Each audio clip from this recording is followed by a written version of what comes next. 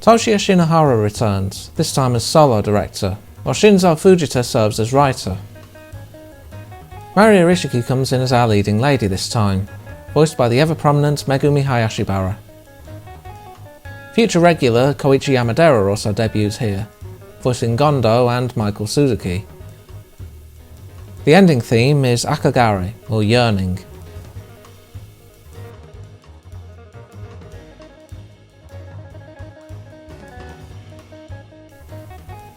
Zenigata has been assigned to transport a briefcase on behalf of the Suzuki group. No real incidents occur, but he checks the attendant just in case. He takes some time to relax, hearing a very accurate weather report, and watching an ad for an upcoming aquatic park known as Aquapolis. The plane catches fire, but he keeps his cool and bails out. He lands in a water tank, revealing that his plane never even took off. Turns out his hunch on the attendant was true after all, as Lupin taunts him as his case goes up with fireworks. Lupin makes his getaway, but his own briefcase is also a fake. Zenigata cuffs him, so he ditches his jumpsuit to escape.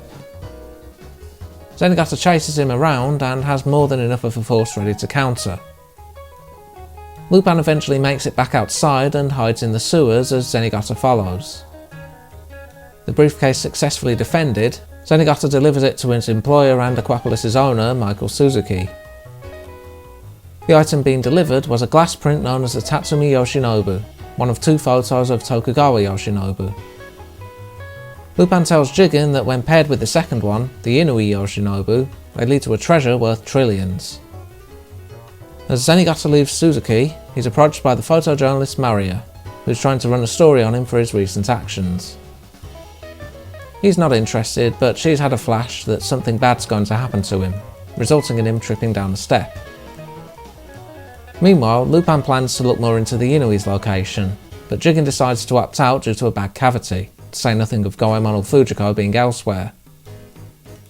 Suzuki returns to his penthouse and stores the photo. He then contacts his team for an update on the Inui's location. Lupin does some snooping around police headquarters in his favourite disguise.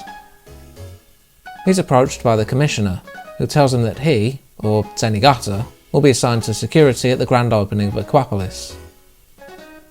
He then runs into the real Zenigata, who's still being followed by Maria. She has another flash, warning Zenigata will suffer another misfortune if he chases Lupin. This one also comes true when Lupin lets loose some ball bearings before running. Zenigata chases Lupin to a train. Another of Maria's flashes comes true when he accidentally lands on a woman.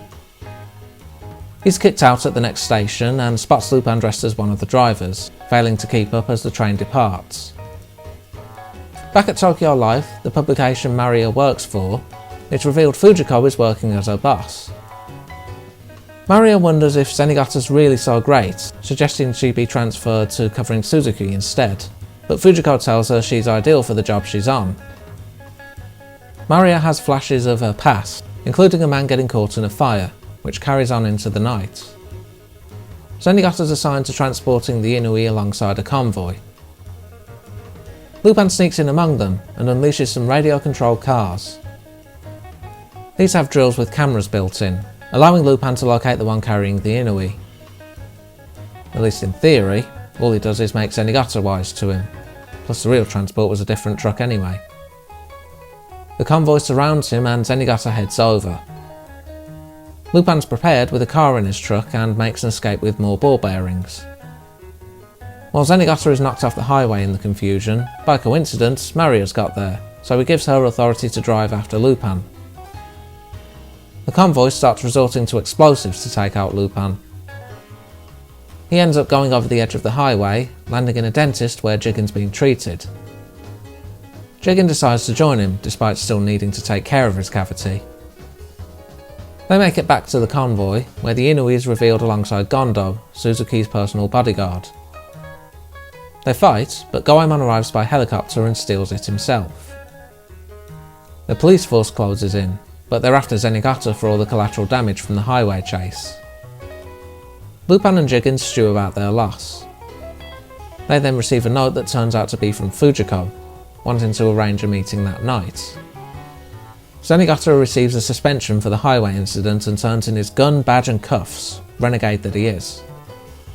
Suzuki's not too concerned about the Inui being stolen, as Lupin and Goemon will come for the Tatsumi, where he'll be prepared. With nothing to do, Zenigata decides to drown his sorrows while Mari is still following him.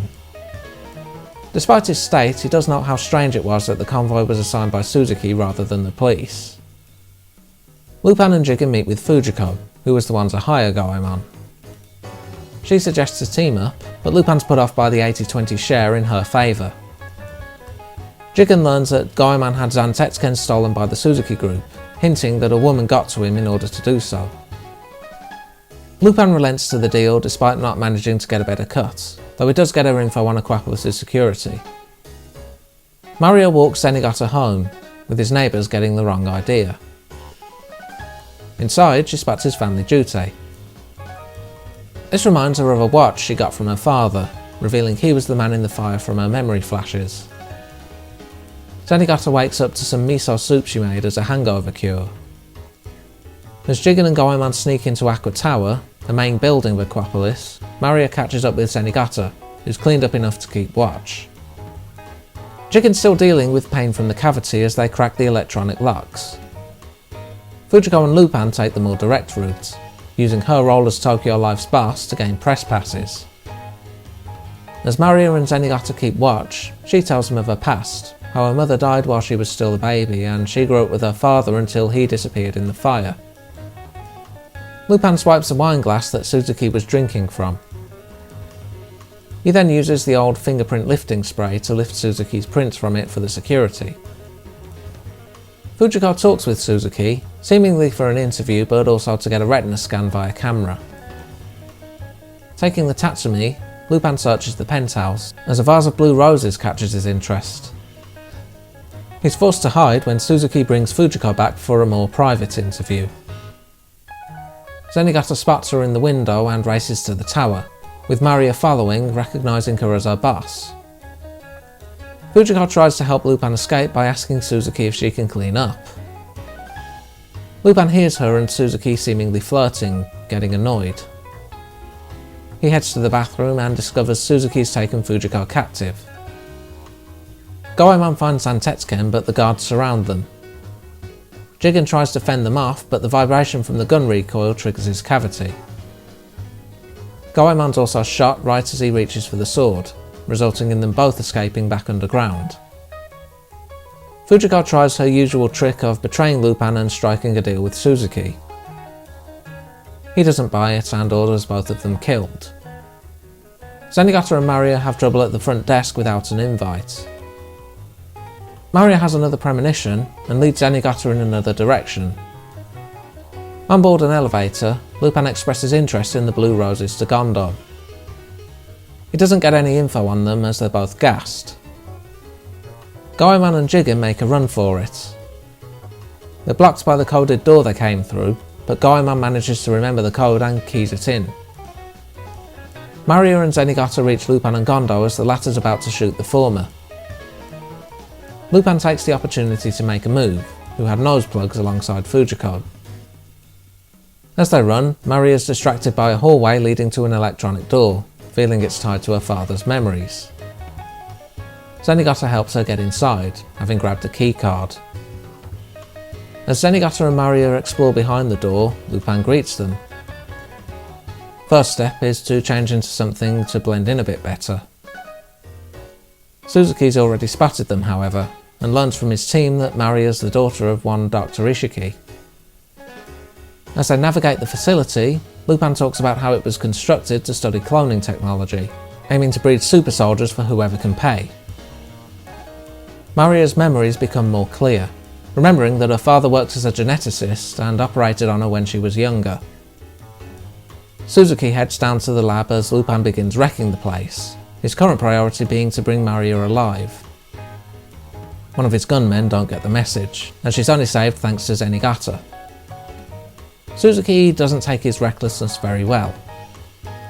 Everyone escapes to a tunnel, noticing that Zenigata was hit. The tunnel turns out to be for Aquapolis' roller coaster, which just so happens to be armed with blades. They escape the coaster, but Lupin and Zenigata end up incarcerated. Something that simple won't hold Lupin, of course, and he tosses Zenigata his lockpick as he goes, warning Suzuki's got a lot of high rollers backing him if he really wants to arrest him. Maria was released early and heads home, though her flashbacks are still haunting her. Suzuki's men take advantage of this, burning her home and kidnapping her. The gang was also targeted, looting the Inui. Zenigata arrives at Maria's too late to help her. Worse still, his own home was torched alongside those of his neighbours. Despite hitting a low point, he finds his duty among the remains, inspiring him not to give up. Maria wakes up on an operating table with Suzuki standing over her. He tells her that her father worked with him but outlived his usefulness due to having too much of a conscience for their experiments. One of his other projects was curing an illness that Maria inherited from her mother, which was successful but gave her the side effect of precognition. The two photos and Maria's watch apparently hold the secret to replicating this power, and he also plans to use her in his future super soldier cloning. The day of the Aquapolis grand opening has arrived. Guests include the invited, such as the Commissioner, and the not so invited, such as the gang. A group of men in black take out the security. They also take the entire party hostage. The police decide to meet their negotiations of money and a plane, but they take Suzuki along for insurance. Zenigata also gets on board thanks to a motorbike stunt. Gondo is revealed to be the leader of the attackers, as the whole thing was a ruse for extra capital and to make Suzuki look good in the eyes of the media. Zenigata emerges when Maria is threatened, taking everyone on. He doesn't last, but Maria has a premonition of the plane tilting. Lupin slipped in among Gondo's men, wrecking the steering wheel after redirecting the plane back to Aqua Tower. Having infiltrated Aqua Tower, Fujiko grabs the photos while Jigen and Goemon do a search for Zantetsuken. Suzuki's guards attack, knocking out Jigen's bad tooth as Goemon finally finds Zantetsuken. With their respective problems dealt with, the guards are no match for them. Meanwhile, Lupin and Zenigata continue their fight aboard the plane. Suzuki starts to grow desperate, grabbing a gun and firing at them all. Gondo tries to calm him down, and as the plane approaches the Aqua Tower, Goemon stands waiting. Goemon slices the back of the plane away. Gondo ends up falling out into the water below as a result. Maria also loses her footing, but Zenigata gets to her with some help from Lupin. Suzuki takes advantage of this and readies his gun, revealing he still has the real photos in his possession.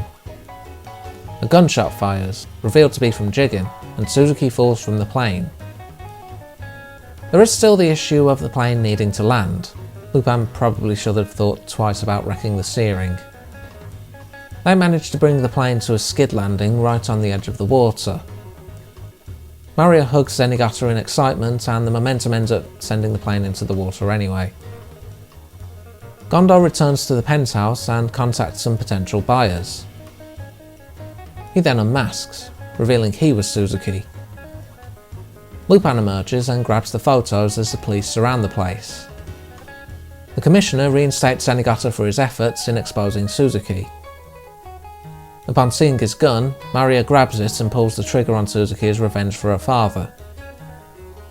Zenigata's angry at her, as the gun could have been loaded, but realised she probably knew it wasn't thanks to her ability. The gang head off with the photos as well as Lupin's intended targets, a sample of his own DNA. Everyone mocks Lupin, as Suzuki likely got it the same way he got Zantetsuken before he tosses it, as there's only one Lupin III. They use the photos to pinpoint the treasure's burial site. Unfortunately, it was all a setup by Zenigata. The chase begins once more with Zenigata getting some help from Maria. He returns her watch, and she promises to make him some more of her soup, just like she would with her father when he needed a hangover cure in the past. Zenigata realises that's how she sees him and is downtrodden, but continues the chase. Seems like biotechnology is starting to catch up to Mamo's abilities by this point. Certainly not the last time cloning will be a factor in a Lupin story either. Given they share a voice actor, I guess the intent with Suzuki and Gondo is that one of them is a clone. Most of the gang are a bit secondary this time around, but still have a part to play at least. If nothing else, I don't feel like they're just there to be there. Kind of funny bringing back old quirks like Jigen's dental problems after so long too. That said, we never do learn how Zantetsuken got stolen beyond a woman being involved. While the gang's antics are largely secondary, Zenigata gets to shine as the central character. Even when off the force, he still holds to his principles, collateral be damned. His teaming up with Maria has a nice dynamic, even if I doubt as a pairing it would have worked out because of his dedication to catching Lupin. Also nice to get a bit of a glimpse of his home life, even if he's probably not there too often. I think this is also the first time we see and hear his first name in the anime too. Koichi for anyone curious. We also get a good reminder that Lupin and Zenigata can make for a good team if only they weren't on opposite sides of the law, thanks to the fight aboard the plane. While Lupin gets away as always, nice to see Zenigata get the last laugh too thanks to the photo plates, on more than one occasion. We may get some darker elements such as Maria's father being killed and war profiteering, but certainly more upbeat and lighter story overall than last time. Next time, Fujiko's Unlucky Days sees her taking a fall and being left amnesiac as Lupin tries to get her to remember both him and the contents of the Columbus files. Until then.